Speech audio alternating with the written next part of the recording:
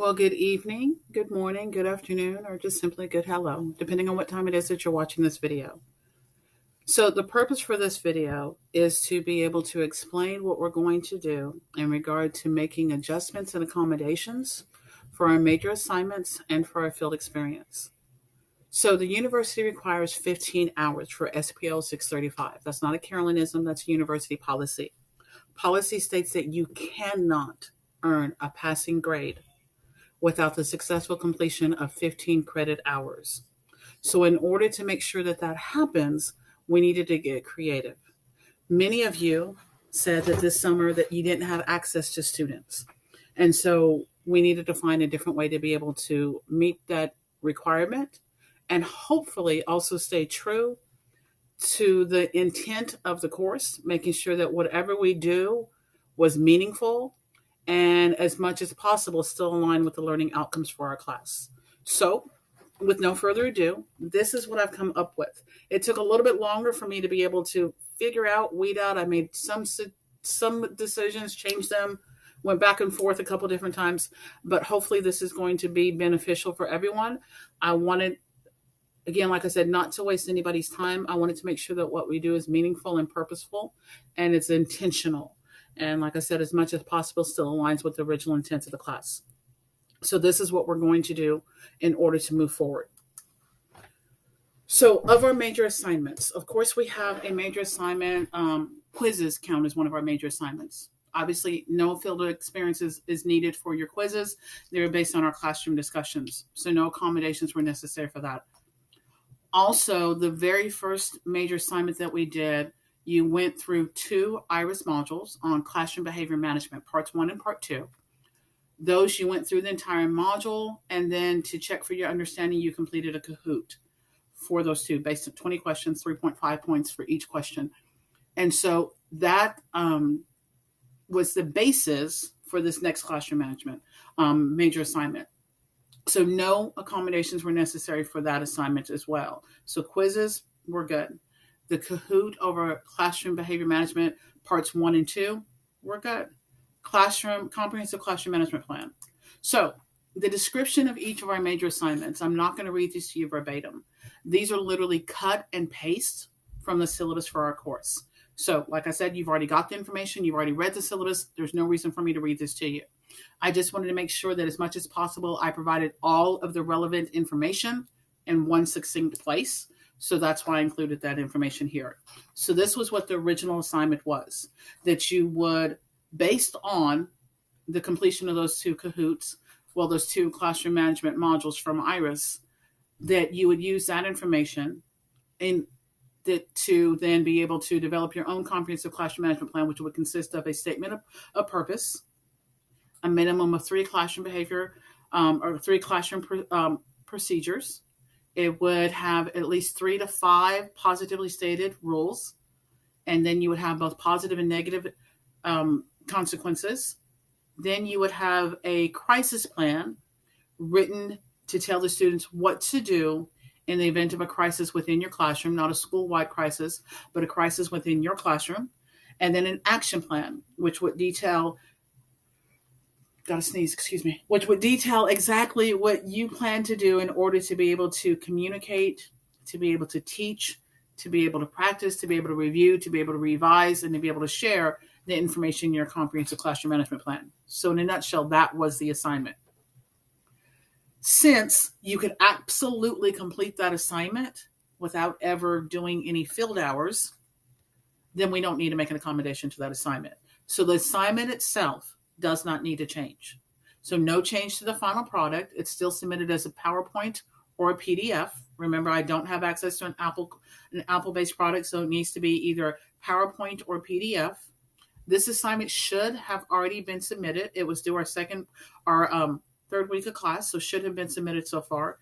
If it has not, please do so quickly, because policy of the university is that I have your final grades uploaded 24 hours after our last class together. So we're going to need to get assignments in quickly if we have not already submitted that one. So again, since it is ultimately based on those 2 IRIS modules, you do not need any accommodations for that assignment. You should be able to complete that one. So the assignment itself, no change to the final product, no change to the Dropbox, and it is based on the originally provided rubric.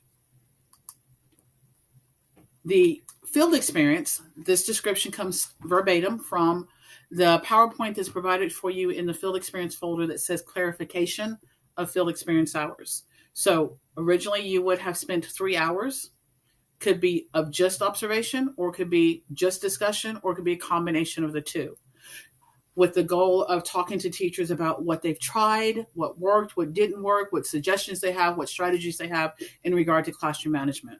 All right, that was the plan. I still want you to do that.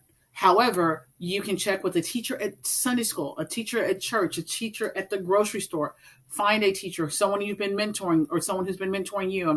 Someone that a principal recommends, your best friend's son's teacher. Find a teacher that you can talk to either in person, buy them lunch, buy them a coffee, talk to them on the phone, or talk to them through video conference. Again, you're looking for 3 hours that they will sign off on, 3 hours that you have completed discussions based on, like I said, strategies, techniques, successes and failures around the idea of classroom management. This says that you will submit that on the alternate field experience form. This specific one actually could be submitted on either form. So because you were still talking to a teacher, you could absolutely still submit that on the regular iLearn Dropbox field experience form, not a problem. Or you can use the alternate field experience form that you'll be using for the rest of the assignments. And I'll explain that in a moment. That alternate field experience iLearn Dropbox form is located for you on our content page in the folder for field experience, within an additional folder for the accommodations for the field experience. So that takes care of the classroom management plan. Your next major assignment was reinforcer survey. So the reinforcer survey, the plan was, again, like I said, this comes verbatim from the syllabus, that you would, each one of our assignments built on the other one. So now that you had a comprehensive classroom management plan, then you would look at, we talked about positive and negative consequences. So what are we going to do to provide that reinforcement for our students? So we would looking at administering a forced choice survey to help us to understand what individually as well as collectively might serve to motivate students. So the group that we were working with.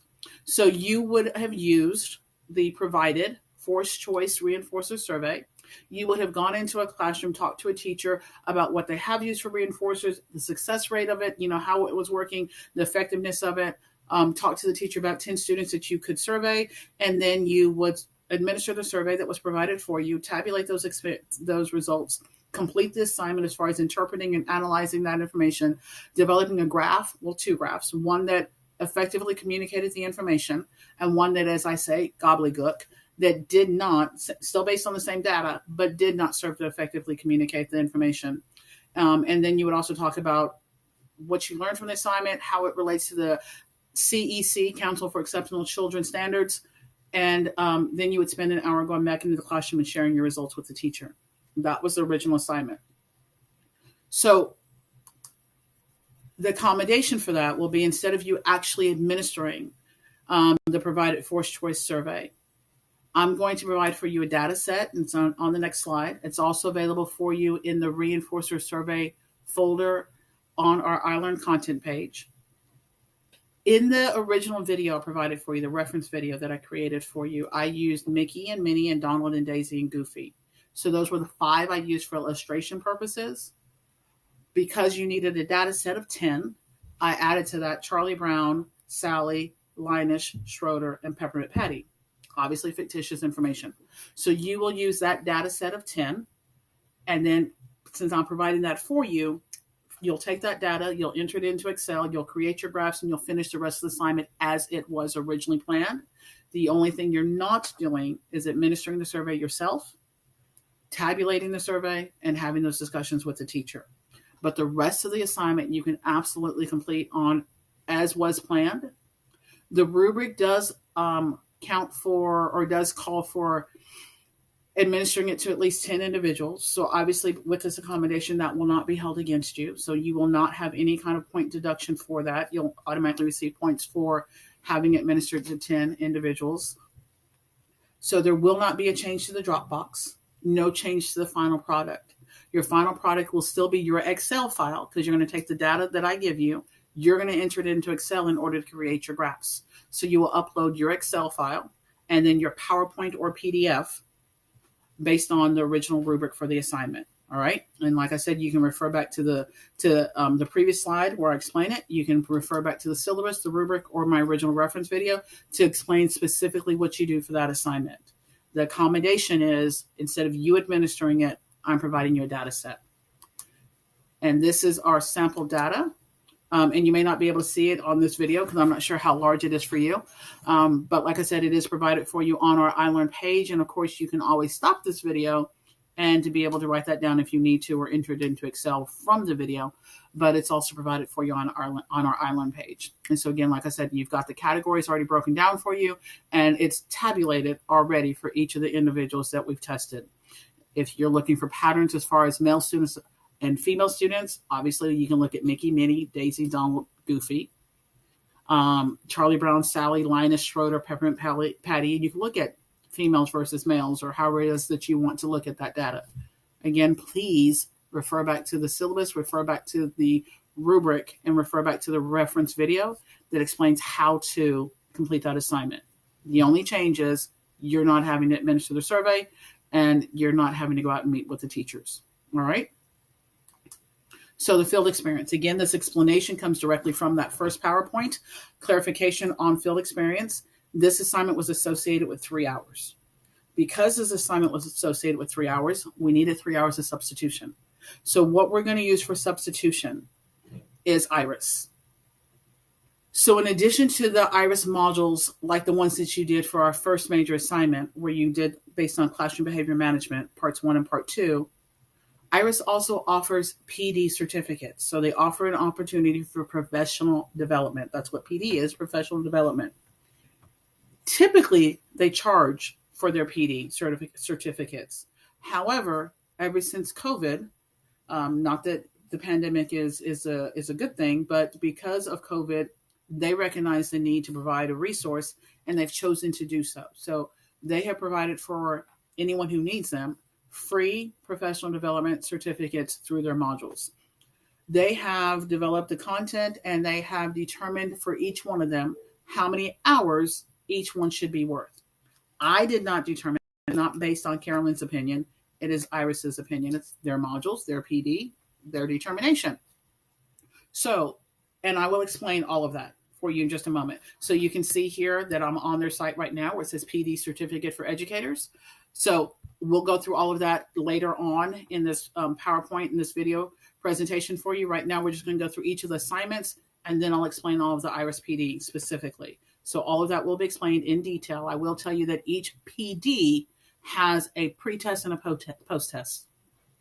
You need to score at least a 75% on the post-test. Why?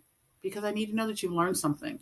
So I'm not asking at all that you make 100% or even a 90% or even an 80%. I'm just asking for at least 75. And you have 3 opportunities to take the post-test. It is multiple choice, so don't stress. It is multiple choice, and they give you the opportunity to be able to see what you answered incorrectly. And it even tells you where to go back into the module for reference related to where you missed the question. So not at all difficult. There is time involved, ergo 15 hours, but it is not at all difficult, okay? And like I said, my purpose was to still try to align with the learning outcomes and intentions for our course. So you'll be able to go through and choose PD. I, of course, would prefer that you chose PD based on behavior, but I'm not going to mandate that. There is one that I will mandate, and we'll get to that when we get to the FBA assignment, but you will use the IRIS modules, but you can choose anything that you feel is personally and professionally beneficial to you. So 3 hours minimum, can be more, but 3 hours minimum. And like I said, I'll explain all that in a moment. Because this is not working with teachers, you will be using the UC Alternate Field Experience iLearn Dropbox form provided for you on our iLearn page under Content in the folder for Field Experience. All right. Next assignment, data collection project. This was the huge one. This is one that hurts me the most that we're not able to do, at least not as it was intended. The whole gist of our class was to be able to look at disruptive and non-compliant behavior and figure out, so How do I observe that? How do I collect data on that? What do I do in response to that? So that was the plan. So again, straight from the syllabus, this is a description of the assignment. What you would have done is you would have gone into the classroom and talked to a teacher for at least an hour, talked to them about behavior challenges they saw, students who were having behavioral issues, and you would have mapped out a plan for conducting 4 observations. You would have conducted observations as we discussed in class, chapter 4. You would have collected event or frequency. You would have collected latency, duration, and then interval or momentary time sampling. And so you would have spent 4 hours in the classroom, or at least a minimum of 45 minutes each. Some classes aren't an hour long, but at least 45 minutes 4 times, observing classroom behavior, collecting that data, and then you would have taken that back, you would have analyzed it, you would have interpreted it, you would have created a graph of each one of those. You would have then told me what you believe to be the function of behavior in each one of those incidences. Like I said, definitely the meat and the crux of what I wanted us to be able to accomplish. However, since absolutely not your fault, we do not have access, at least the majority of you do not have access to students. An accommodation for that assignment, I was wanting to find something that at least addressed disruptive and non-compliant behavior. IRIS has 2 modules outside of the PD, 2 modules. They also, we'll talk about that in a second. They also will offer it as PD modules, although right now they're being updated. So as of the time that I'm making this video, they're not available in the PD modules. They're only available in their regular IRIS resources, not in the PD. However, even if they become available, as in tomorrow or whenever you're watching the video, they still need to be completed outside of it. They're not going to count as PD. Our class is worth 1,000 possible points. The data collection project was worth 200 points. That's 20% of our grade. So if it's 20% of our grade, it should have some substance to it. So there's 2 modules, as I said, addressing disruptive and non-compliant behaviors, parts 1 and 2. You might say, okay, so what am I doing with them? Not a Kahoot and not the PD post-test. There are templates available for you in our folder, the data collection folder, that have been created that you will use. And the templates, I'll show you an example of the part of what one of them looks like here in just a second. You will go through and follow through the template. All of the IRIS modules are created in the same way. They have the same basis. They all start off with a challenge. Then they progress to initial thoughts. In other words, what do you think so far? What do you know so far? Then it goes into the perspectives and resources where it gives you all of the information about it. You're going to read about it. There might be video snippets. There might be posts or podcast snippets. There might be all kinds of different information. You'll go through all of that. There's activities that are embedded within that as well. And then after that, so challenge, initial thoughts, perspectives, and resources. Then the wrap up. The wrap up, you're actually revisiting your initial thoughts, the exact same questions. So this is what you thought before you went through the perspectives and resources. Now the question is, have you learned anything? Has anything changed, right? So the wrap up or the revisiting initial thoughts, and then the last part is the assessment piece, which is questions. The template leads you exactly through it. The template also serves as the rubric for the assignment. So for each one, it will tell you how many points each one is worth. Like I said, the original project was worth 200 points out of our possible 1,000, 20% of our grade. So each one of these modules then will count as 100 points. So 100 points for the part 1, 100 points possible for the part 2. You will complete the template that is provided for each part. They need to be saved and uploaded either in Word format or PDF format, because again, I do not have access to an Apple-based computer. No change to the Dropbox. So even though the Dropbox says data collection, that's where these assignments are going to count towards. So that's where they'll be uploaded. One submission, yes, you can upload multiple files in one submission. So you'll upload both of those 2 completed templates in that Dropbox. All right. So that's the accommodation for the assignment. Like I said, huge assignment. That's the accommodation. This is just a snippet, a part of what that template looks like. So it has the title, the Addressing Disruptive and Non-Compliant Behaviors, Part 1. This serves as both the template and the rubric, worth 100 points total. 10 points out of that 100 is simply writing expectations. Make sure that you check your grammar, you check your spelling, you check your sentence structure. Like I said, all the modules are written the same way. The first part of it is a challenge. All you need to do is watch the video. And I think it's like 3 minutes. So you just simply watch the video. Check, that's done. The next thing is the initial thoughts. So in this case, there's 2 questions. You're going to tell me what you think. There isn't a wrong answer for the initial thoughts because it's what do you think before you go through the material. So as long as you don't say tacos, although we might be thinking about tacos, but as long as it's relevant to what they're talking about, there's not really a wrong answer. So just make sure that they're written, grammatically correct, check your spelling, and check your sentence structure. So the initial thoughts can't be wrong as long as it's related to the question that they're asking. And those questions are based on what you saw in the challenge video. Then, like I said, you're going to go through each of the rest of it, the perspectives and resources. The template will guide you through exactly what you need to enter for me, what you need to record. And then you will go through the wrap up where you will revisit those 2 questions for the initial thoughts. And then there'll be assessment questions that you'll complete. And like I said, this template goes through exactly every single part, tells you exactly how many points each part of it is worth. All right. And that again is located for you in the data collection project folder, and will be uploaded in the data collection Dropbox because that's where those points are counting. So again, major assignment was associated with 6 out of your 15 required hours. So we have to substitute 6 hours for that. So what I gave you for addressing the 2 modules, that takes care of the assignment, does not take care of the field hours. So for the field hours, again, we'll be using the PD online option provided by Iris. You can pick anything that you want, preferably behavior, does not have to be. Anything you want for a total of 6 hours. And don't be hung up on it has to be 6 hours specifically for this one assignment. So the other assignment for the reinforcer had to be total of 3. So some of those PDs are worth 1.5, some of them are worth 2, some of them are worth 3, some of them are worth 1. You just need a total of the 15 hours to meet the requirement for our course. So a total of 15 hours. Can be more, but must be at least 15 hours. So as I explained in the previous slide, you will use, instead of the discussion that you were going to use, the 2 hours of discussion, the 4 hours of observation, instead of going through what we would have originally planned for this project, instead you will spend 6 hours of PD. You will earn 6 hours of PD. Again, at least a 75 post-test on each PD module that you take. And I'll explain to you where I'll see that and how you'll document that. And like I said, I will go through all of that here in just a moment.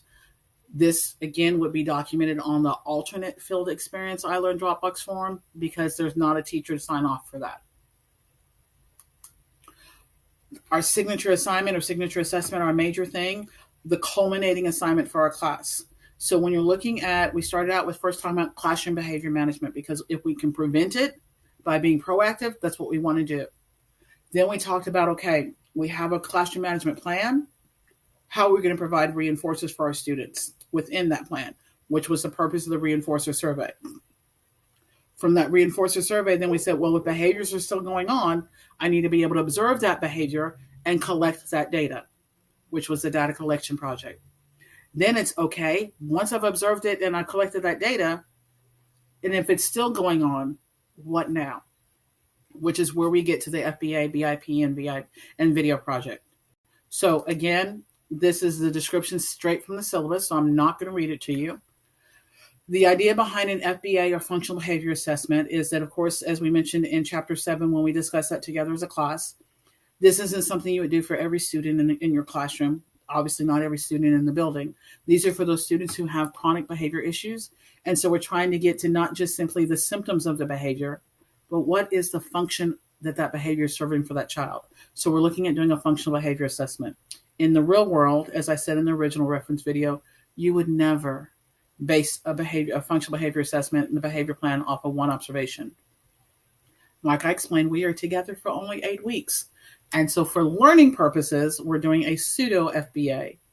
I still wanted you to have that basic foundational understanding of what goes into an FBA, what that looks like, how do we go from the FBA to the BIP, and how do I present what I have in that IEP meeting. I wanted to stand true to the original intent of the assignment. So instead of doing the conducting meeting with the teacher in the front end, conducting the observation, completing our FBA BIP draft, and then sharing that with the teacher. For our assignment, the way we're going to accommodate that assignment is instead of you doing the observation, I'm going to provide you with a case study. The case study is minimal, but it does have a data set from an observation. It does tell you a little bit about the student. Male student, happens to be a twin, lives with his grandmother. It gives you a lot of information. It may or may not give you everything that you want or need to complete the Google Sheets for the FBA and the BIP. Feel free, let me repeat that, feel free to add to supplement with fictitious information. However, be sure not to omit or change what is provided, because we'll be looking, that's what I'll be looking for when grading that. So be sure not to omit or delete what was provided, but you can absolutely supplement that with more information. There's no way that in the case study that I'm providing for you that it can replicate completely that conversation with the teacher beforehand to get that background information and get, glean those nuggets and ask questions of the teacher. There's no way that just in what you're reading on paper is going to replicate being able to watch that student for an entire class period. And it's not going to replicate them being able to have those follow-up questions with the teacher either. So it is a basis, but feel free to supplement it. So the rest of the assignment will be completed as expected, as originally planned. You'll take the case study that I've provided with you, supplement it with whatever you personally and professionally feel that you need to add. You will still use the Google Sheets, FBA and BIP, and you will still be submitting them as a PDF. Remember, do not share with me the link to the Google Slides. That's not what I want, or to the Google Sheets. I need you to make the download of the PDF, because that's what you're going to display in your video as I'm being able to see you present, as I'm being able to see your product. The reason for that is that in the real world, when you present your information in your IEP meeting and you're presenting it to the teacher or to the parents and to the admin, they need to be able to see it. I don't feel that it's ethical or appropriate for us to expect someone to sign off on something that we've just given them a verbal summary of. Obviously, you're not going to read it word for word, right? Just like I'm not reading all these slides for you word for word. But while I'm talking, you're able to see what it is on the screen. Even though I'm not reading it word for word, you're able to read it word for word while I'm talking about it. While I'm giving you the summary, you can still read it. So then when you're asking them to sign off on that BIP and that FBA that you're sharing, they would have seen it. Ideally, they might even have a hard copy in front of them in the real world. But at the minimum, they should be able to see what it is that you're presenting. And since this is a class and you may be asking me to complete for you dispositions, I need to be able to know about your presentation skills. I need to know about you being able to present what it is that you've completed. So that serves that purpose as well. But the real reason behind it is I want you to have the experience of presenting what it is that you've completed. What are you going to be able to tell me about this child? So what did you observe? What did you find out? What do we do? What are your suggestions? So that's what we're going to be looking at. So instead of you doing the observation, I provided you a case study. Like I said, I'll show you a snippet of that here in just a second. You will use that data along with anything that you want to supplement. You will still complete the Google Sheets of the FBA and BIP that were provided for you. That's still the same thing. You will still download that as a PDF. You will still upload that PDF and a link to your video. Make sure that your video does not require me to have access or permission to be able to view it. No change to the Dropbox, and your assignment will still be graded based on the originally provided rubric. So that's not changing.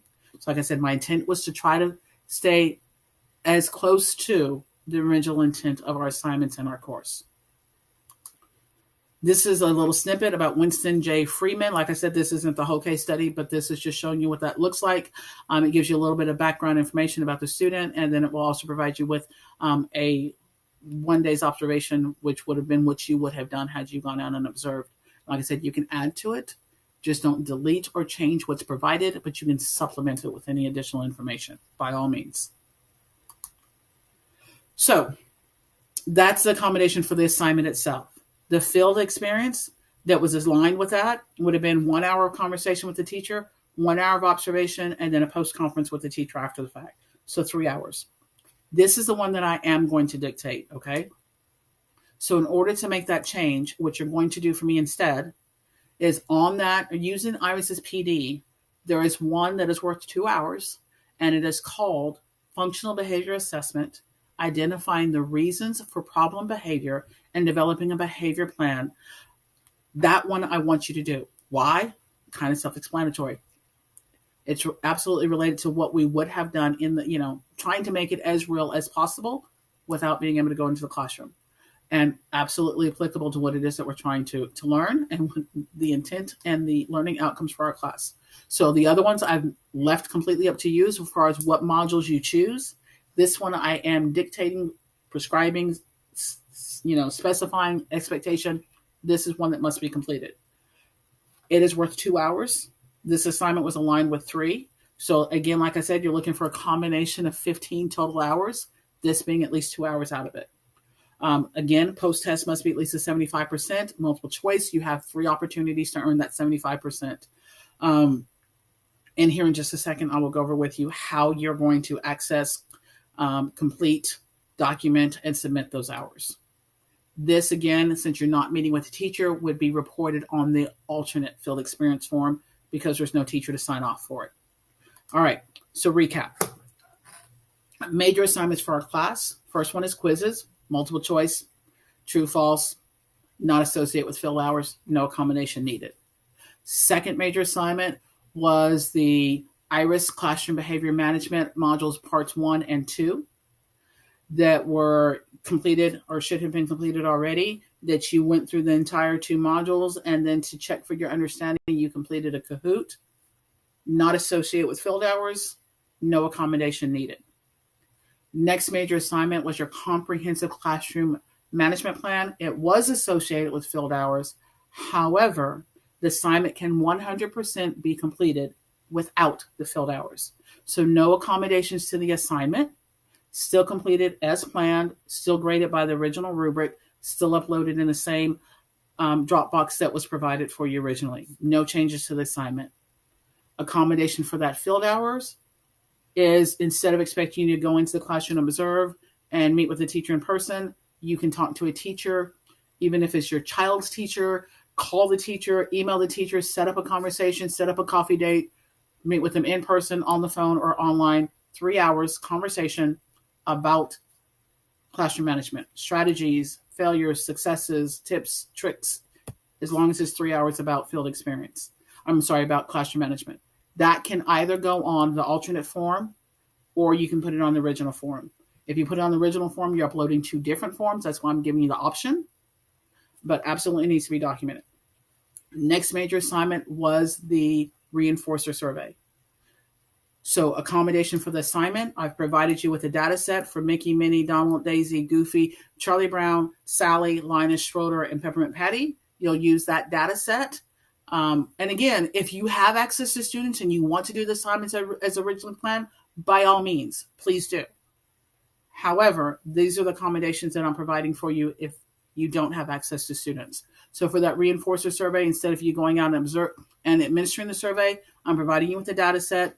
You will complete the remainder of the assignment using that data set as planned, following the original rubric. I will not deduct points for you not administering it to 10 students. You will automatically get those points. The assignment doesn't change. You're still uploading for me your Excel raw data, which is my information provided for you that you entered into Excel, because you need to do that in order to be able to create the 2 graphs. So you still need to put it into Excel. You will still create the PowerPoint as described in the original assignment, in the original video, and on the original rubric. Still provided or still uploaded in the same Dropbox. No change to the Dropbox. No change to the final assignment, to the final product. The only change there is you don't have to observe, you don't have to administer the survey. I'm providing you with the data set. Next major assignment is the data collection project. Big one would have been 6 hours, 4 observations, 2 conversations.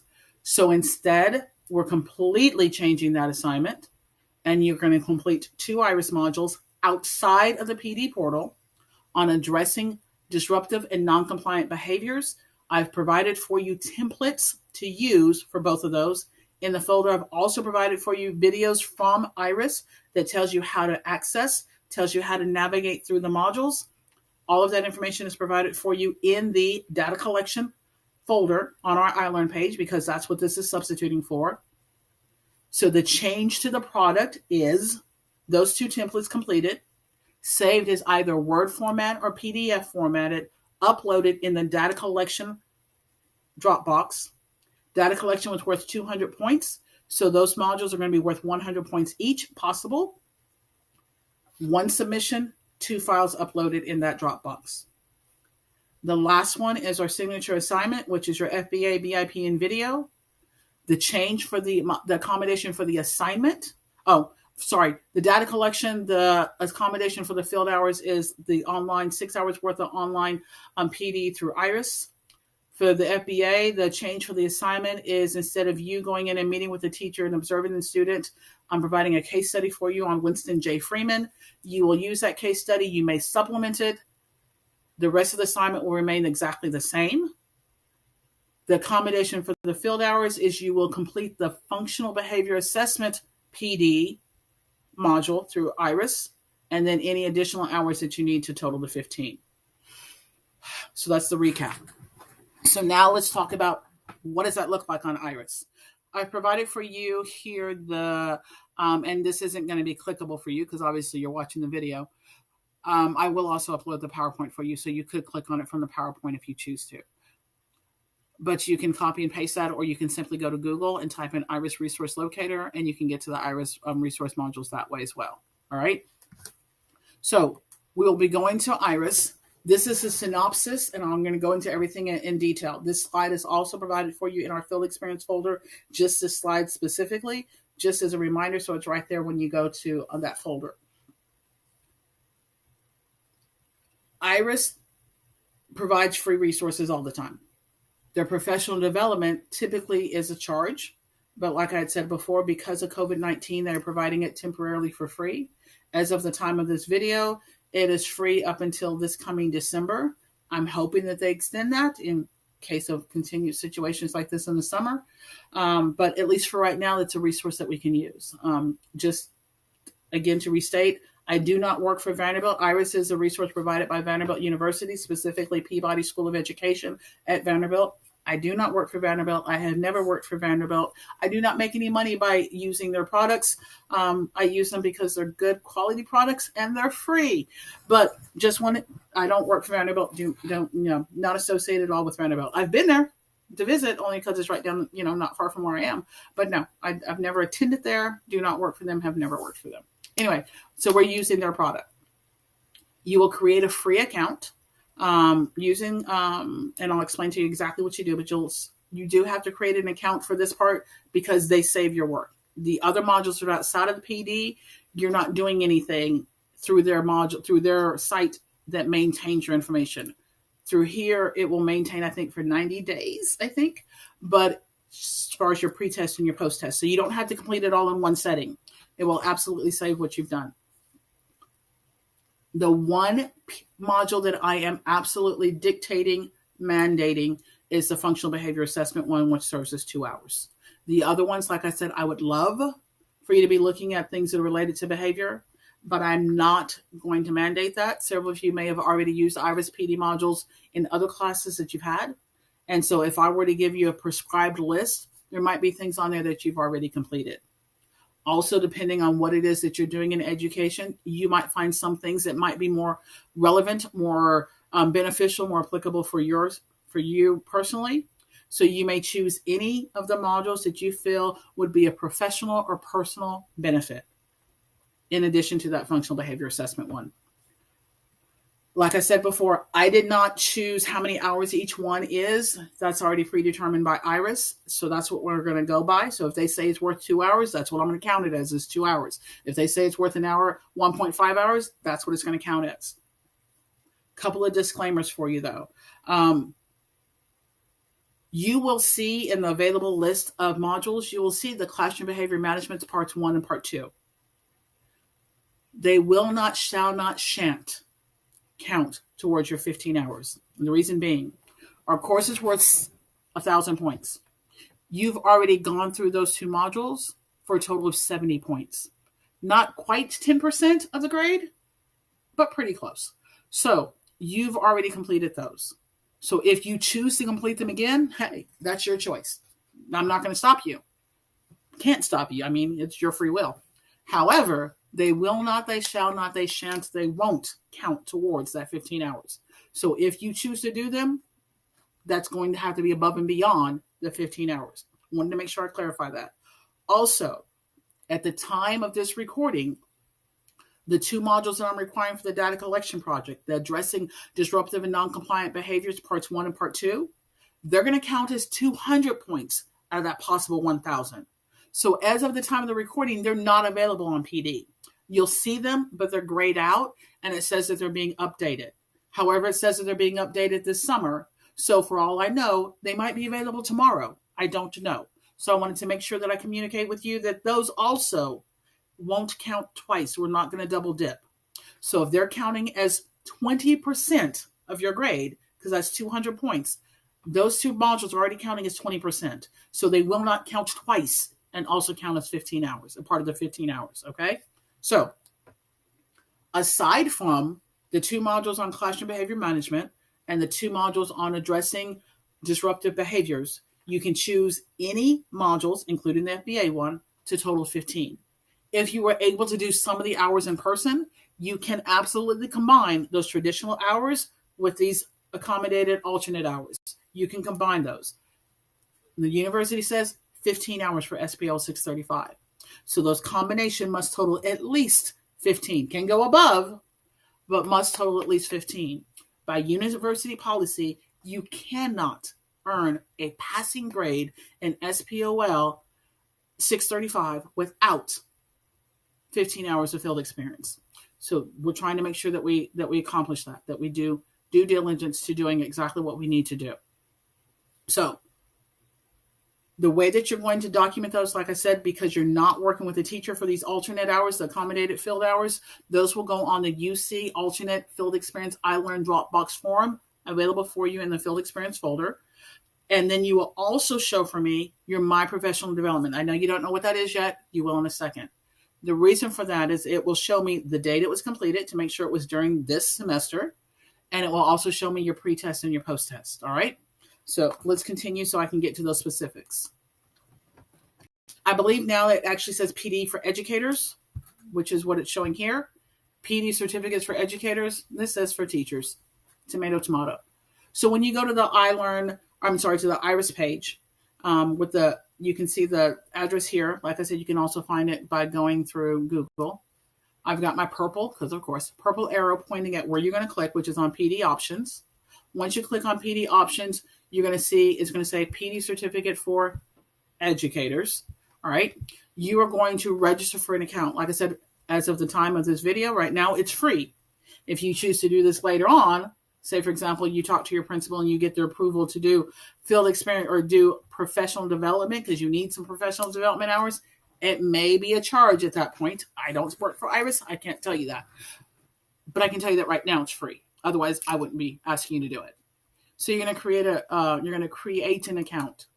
To create that account, you've got to provide an email address. It can be your UC address. It can be your school address. It can be any email address you want. Create a password, and you have to tell them that you're not a robot. When I first registered for the course, and I think I've done, or for the PD, and I think I've got it with a couple of my different emails, so I didn't go through it yet again. They're asking you to complete survey questions. I would fathom, I would believe, I would guess that the reason for that is because they're using funds from someplace to be able to provide the IRIS Center, both the PD options as well as the non-PD options. And they're probably wanting to have an understanding of who's using their product. So I'm assuming, don't know for certain, but I'm assuming that that's why they're asking those survey questions. So please complete the survey questions because I don't believe it will let you go on if you don't. And then you're going to have your account set up. My Professional Development is where you're at. And as you can see right now, there's nothing in it. I love the fact that the button is purple. So you're going to click on the Add Modules. This is where you can filter by topic. So like I said, I would love for you to choose behavior. I also clicked on disability. There's things about accommodations, diversity, IEPs, learning strategies, response to intervention, early childhood development. There's all kinds of different things that you could choose from. Like I said, the only one that I am mandating is the one on functional behavior assessment. The other ones, as long as they are, like I said, can be of professional or personal interest to you, total of 15 hours. All right. So if you filter it, and then you'll get, this is just a sampling. Like I said, these aren't the ones you have to go to, other than the one that is right here that is showing you for the functional behavior assessment. That one is the one that I'm saying you have to do. And like I said, it says right there 2 hours. That's not a me thing. That's a them thing. They determined that. And you'll see, like I said before, that there are some that say 1.5, some that say 3. This one says 1, 1.5. You're looking for a total of 15 hours. So any combination of modules along with the one on functional behavior assessment, absolutely up to you. Like I said, this is just a sampling. You will add those to your cart. So you click on add to cart. Like I said, normally outside of pandemic times, they charged. I don't know how much because I didn't do it when they charged, but I know that they did charge. So when you add it to your cart, as if you're paying for it, it's not going to charge you. It's not going to ask for any credit card. It's not going to ask for Google Pay. It's not going to ask for Apple Pay. You're just adding it to the cart to add it to your account. Once your account is set up, you can look at your professional development to see which things you have listed. Again, like I said, there used to be a fee, so you could actually go to your order history to see what you had ordered previously. You'd be able to pull up your account information, and then there's also a section for help and FAQs. So this is what the My Professional Development looks like.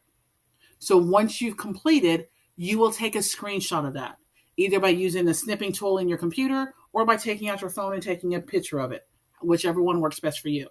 What I'm looking for is I'll be looking here. You see the purple arrow pointing at the pretest to show me that you took the pretest before you started. I will be looking here at, and again, this is for illustrative purposes, as it shows here. This is for illustrative purposes only. Remember, the 2 behavior management modules will not count towards those 15 hours. But here it shows that the pretest was a 70%. It shows that the pages viewed were 20 out of 20. And there is a glitch in some of them. You may have gone through all 20 pages and it might only show 16. I have a disclaimer on our iLearn page that says, yes, I am aware of the glitch. I don't know what causes the glitch. I am not an IT expert. And I can't very well call Vanderbilt and complain to them that their free resource has a glitch. So we're just going to accept the fact that, yes, we know there's a glitch. All right. So don't panic. I'm not going to say you didn't complete all the pages. Now, if it says you completed 1 out of 20, I might have a question. But as long as it's showing that you completed most of the pages, you're fine. All right. So I'm looking at your pretest. I'm looking at, like I said, at least most of the pages completed. And I'm looking at a post-test. Remember, I said the post-test needs to be at least a 75%. And I'm looking to make sure that the date completed is actually within the time of our semester. So this one, when I first used it during COVID, I completed that one back in May of 2020.